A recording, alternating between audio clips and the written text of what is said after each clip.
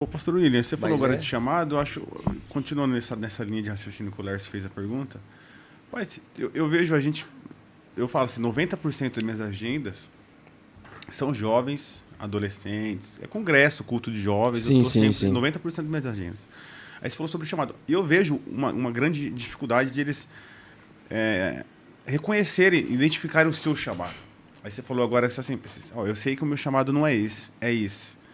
Você poderia falar, por exemplo, até para quem vai nos assistir, quem está nos assistindo agora, jovens, da importância, isso assim, como tentar descobrir qual o seu chamado, sabe assim, o que você foi chamado, qual a sua área, porque tem muita gente, muitos jovens perdidos às vezes, né? Ah, eu vi um pregador, vou querer ser pregador. Ah, eu vi agora um cantor, ah, não, quero ser um cantor. Ah, não, eu vi, não quero ser missionário. Sabe, fica um pouco perdido. E a importância da gente já reconhecer, identificar esse chamado nosso. E eu, quando me converti, eu já sabia que era não tinha outra opção também, né? Porque cantar, nem ter ritmo de palma, eu sou ruim. Falei, eu não sei cantar, não sei fazer nada. Acho que tá Balemar, se der Até certo. Augusto é Obrigado. desafinado. Certo, exatamente. Na verdade, isso aí, eu penso dessa forma. Primeiro, ele vai queimar no seu peito. Eu descobri meu chamado vendo ele chama Thiago Dressler. Ele tinha 16 anos quando ele veio pregar. Na igreja que eu congregava, ele pregou demais, cara. Mas pregou de verdade mesmo. E aí eu falei, quero ser pregador da palavra. E queimou ali. Só que você tem pessoas que é muito emocionado. Tem pessoas que acham que tem chamado de cantar e não é o chamado de cantar, cara. Louvar é uma coisa, cantar é outra.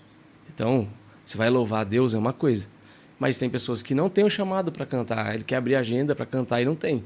E pregador também é a mesma coisa.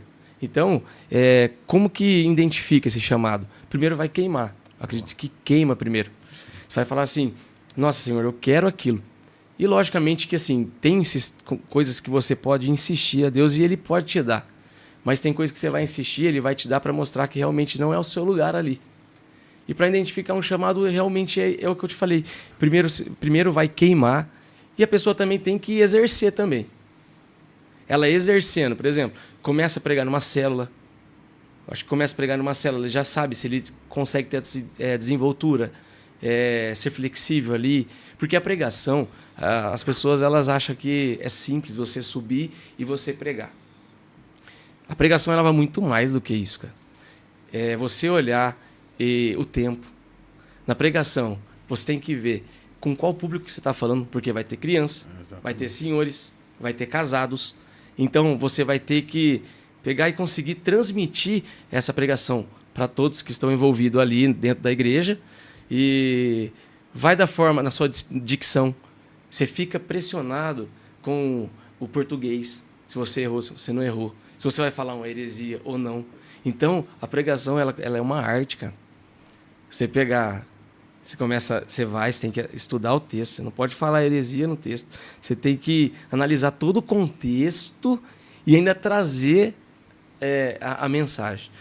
Então, quando você quer descobrir um chamado ou algo, primeiro você tem que exercer aquilo que você quer.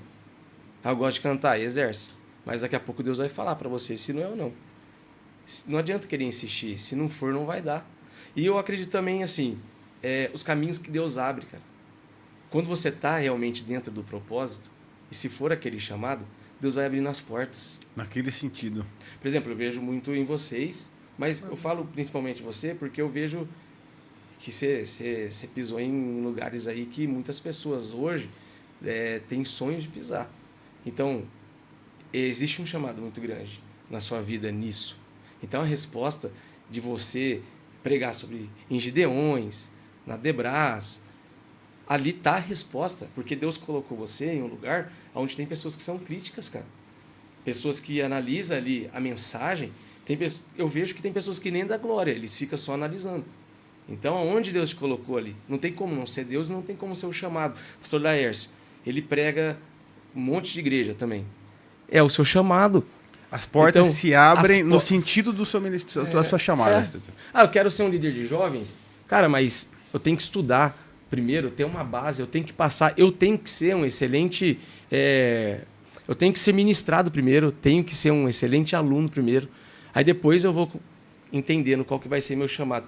Eu acho que Deus vai ramificando assim, você tem que buscar. Eu acho que através da busca depois Deus vai ramificando lá. Excelente resposta. E você também teve, o pastor, né, também teve do lado de homens e mulheres de Deus que foi te fazendo entender esse propósito de Deus na sua vida, né? Isso é muito importante também, né? Porque assim, se você tá sozinho, você sofre mais. Sofre muito. Mas quando você tem alguém de Deus ali do seu lado, você é bem encaminhado, assim como o pastor foi. Isso é e outra muito coisa importante. também, a humildade, cara. De verdade. Se a pessoa for humilde, ela encontra o propósito dela rapidinho. A gente já, vocês já passaram por isso, eu tenho certeza. Mas teve uma época que eu passei por uma leva aí, cara, de jovens que queriam pregar. Aí acaba tendo uma disputa no altar, né? De quem vai saudar melhor, de quem vai fazer melhor. Aí a saudação dele foi melhor que a sua, sendo que o propósito não é esse, cara. Aí a falta de humildade faz você ofuscar o chamado que Deus tem para você. Por que eu tô falando isso? Tem jovens que acham que são pregadores. E eles não são humildes o suficiente de sentar para aprender, eles querem levantar para ensinar. Aí eles começam a abrir agenda sem a permissão do seu pastor, sem uma cobertura, sem nada, e acaba lá na frente tropicando, que aconteceu com vários ao meu redor. E aí, às vezes, poderia até ser o chamado dele.